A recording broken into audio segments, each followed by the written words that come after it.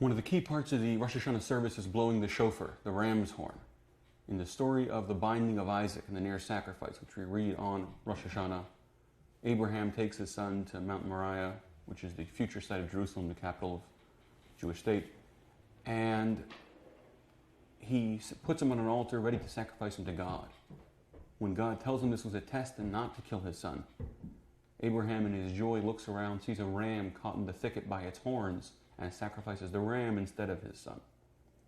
To remind both God of that moment and us of that moment of Abraham's dedication, we blow a ram's horn in Rosh Hashanah. There are three blasts that we blow: a tekiah, a shvarim, and a trua. A tekiah is one long blast, like a child is just yelling. A shvarim is a broken blast, like a child is wah, wah, wah, again and again crying. And a trua is a sobbing blast that is like a child losing its air but still calling out. So it does two things. Number one, nothing awakens a person like the cry of a child. Humans are naturally ingrained to be bothered by a child crying.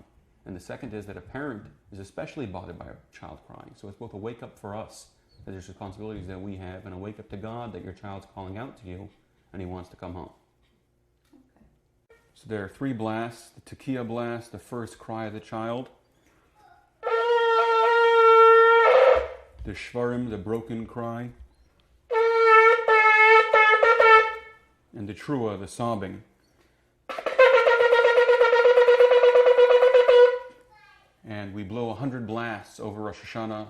A rabbi like myself would probably blow between 1,000 and 2,000 blasts over the 2 days in various services, which takes quite a little bit out of you. But the cry of the shofar is supposed to awaken us, return us to God, and remind God that we're there. We want a relationship as God has promised us that He does, and to ask Him for blessing in the coming year.